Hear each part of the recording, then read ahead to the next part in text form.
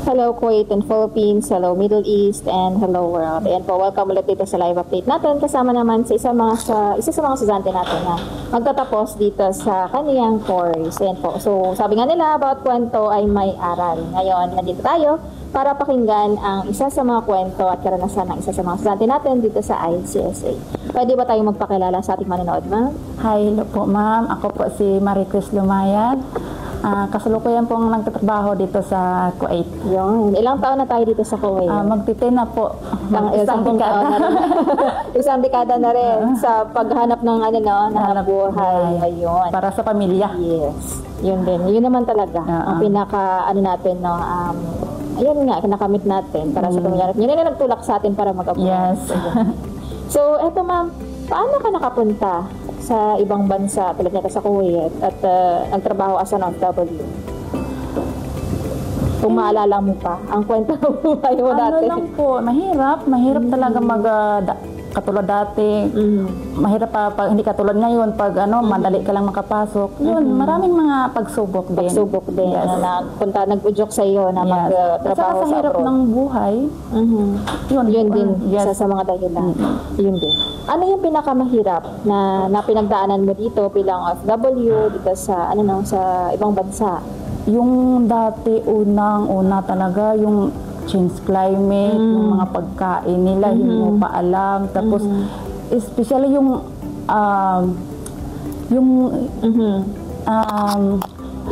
mismo sa pamilya mo. Ayun, layo. Yun talaga yun. Homesick yun. Pero kailangan talaga mag-adjust. Oo, yun.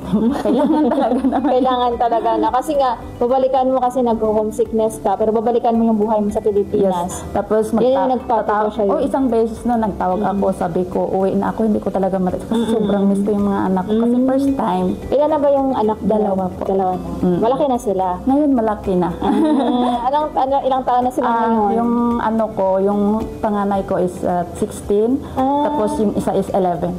Mga high school na, college. Yes, high school at saka grade 11. Ayun. Yun din. Ang galing, no? Pero yun talaga, mga inspirasyon natin sa buhay. Yun talaga ang nagpalakas ng loob. Yun din. Ano yung nag-motivate sa'yo? Yun nga, as an FW, yung isa sa mga natin is magtrabaho at magpadala sa Pilipinas, financial. Pero ano yung nag-udyok sa'yo na mag-aral muli? Actually, dati pa talaga akong pangarap ko po talagang mag-aral ng caregiver. Caregiver dati is 2 years sa Pinas. So, walang financial, walang maraming konsiderasyon. Yes. Kailangan. Kaya, nang pumunta ako dito sa Kuwait, nakita ko yung ICSA sa Facebook. Siguro mga kasagsagan ng pandemic. Nag-aral ako, nag-enroll ako, kaso lang hindi kaya ng financial kasi lockdown nga eh. Kaya nag-try ako ulit ngayong year na to. Yun din, basta may pangarap pa talaga. Yes, Hanapan mo pa rin ng paraan. Yun talaga. So yun, tapos na siya ngayon ng course niya. Yes, awa ni God. Yun, ang pinakamaganda. No? Kasi nga, yung iba kasi nawawalan sila ng ng push or motivation na mag-aral kasi nga syempre isipin mo yung is financial at saka yung oras. Number 1. So yun, paano mo pala pinakita si IC that time? Sa Facebook. Kasi siyempre yung naman natin is yung tambay natin is pag-browse ng Facebook. Siguro ko nakita ko. Subukan ko kaya ito. Yun. Kasi yun talagang pangarap ko kaya. Nagpasalamat ako sa Nag-search ka talaga. So, yun. Bakit mo pala napili itong ICSA? Kasi po ang ICSA is subok na siya. Marami na akong mga magandang nakita na. Yes, nakita nga. Maganda siya, ganon. Ayun. Yun talaga isa sa mga dahilan mo. Kasi syempre, kahit tayo naman, di ba, kailangan din hanapin muna kung maganda ba to? Nasubukan na ba to? Nasubukan na ba to? Minatapos na bang mga estudyante? Marami. Kaya nakita ko, marami masyadong nakatapos. Maraming mga impact ng mga magandang Kaya yun. Ayun din. So maraming salamat din, ma'am. Kasi isa rin to sa mga purpose kung bakit tayo nag-i-interview sa mga estudyante natin. Kasi iba pa rin yung galing sa inyo, galing sa amin. Iba pa rin. Kasi kahit ako din naman, pag gusto kong i-try yung isang bagay, kailangan ko munang tingnan yung reviews galing sa ibang tao kung tama ba talaga or hindi. So, ayan. Ano yung pinaka nagpabago sa'yo sa training na to ng caregiver training natin? Ito bago. Marami ako natutunan. Yun. Ano yung isa sa pinaka hindi mo makakalimutan? Hindi ko makalimutan yung mga experience ko dito sa loob ng klase, yung mga classmate, especially si Sir Mark. Sir Mark is, ang bait niya, sobra. Yun. Marami ako natutunan. Marami din nakilalang mga kaibigan. Yes. Kasi nga dito sa ICSA is yung mga, actually yung mga magkaklase, sila yung nagtutulungan. If ever yung isang kakaklase nila na wala ng trabaho, sabihin nila dito, meron tayo dito mga available dito sa company namin, ganyan. Kasi nga dito sa ICSA, it's not about training. So andito yung camaraderie, yung family din, friendship. So dito na develop yung ating social interaction and development na rin. Eh syempre, pag nasa trabaho ka rin, makasalamuha ka rin ng ibang tao. So dapat marunong ka rin makipaghalubilo. So ayan.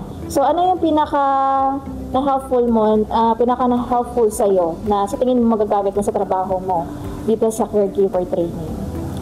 Kasi marami kayong lesson, no? Meron kayong bandage, meron kayong blood pressure. Ayun. Saka yung scratches.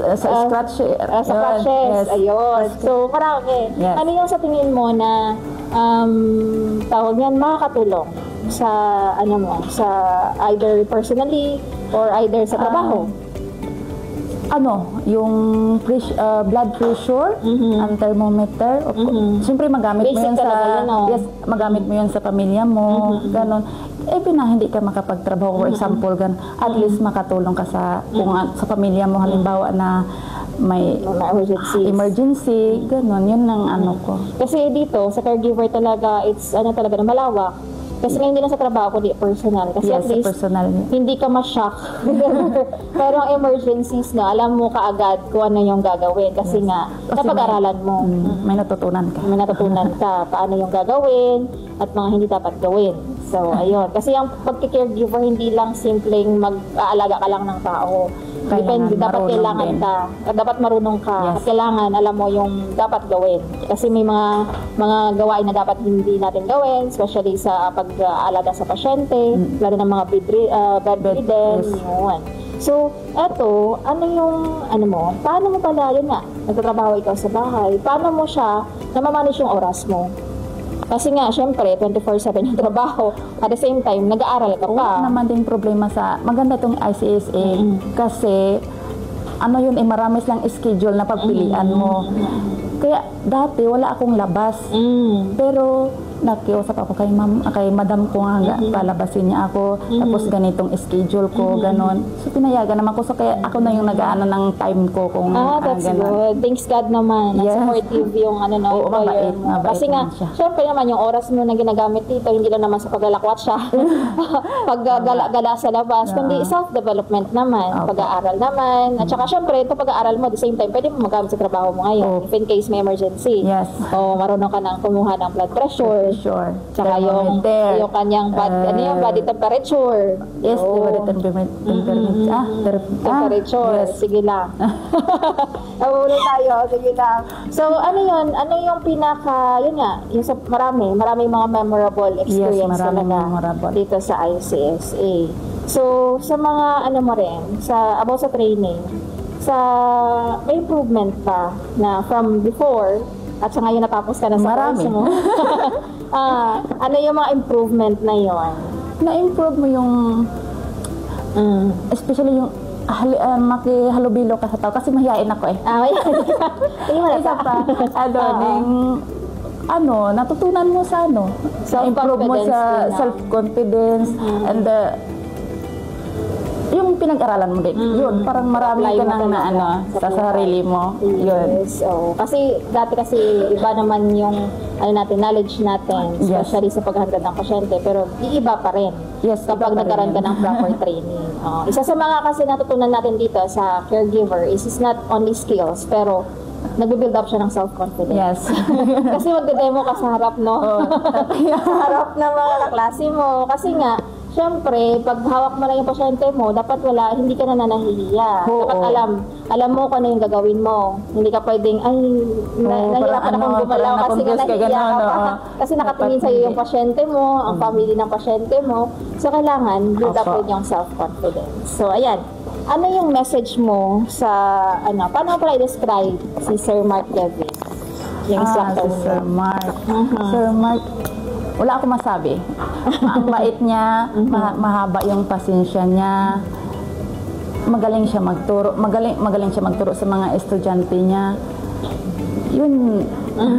Kasi nga may iba tayong mga hindi pa estudyante ng ICSA. Talagang nanonood yan sila kung paano i-describe ng mga estudyante yung mga guro nila. Kasi minsan mostly yung tanong nila, ma'am, baka masyadong stricto yung guro namin. Hindi.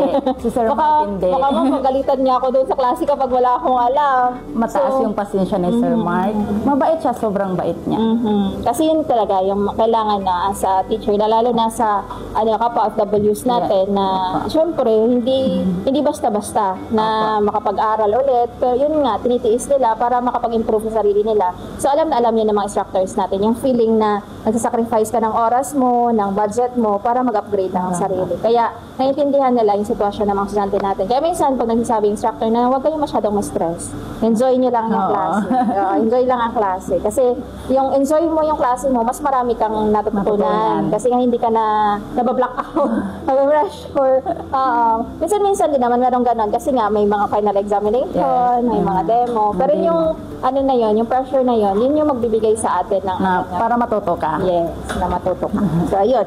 Ano yung ano yung mensahe mo na gusto mong iparating sa ating instructor, na gusto mong sabihin? Kasi for sure nanonood yan si Sir Mark sa lahat ng interview. Salamat sir sa pasensya. Maraming pong salamat sa mga pasensya mo.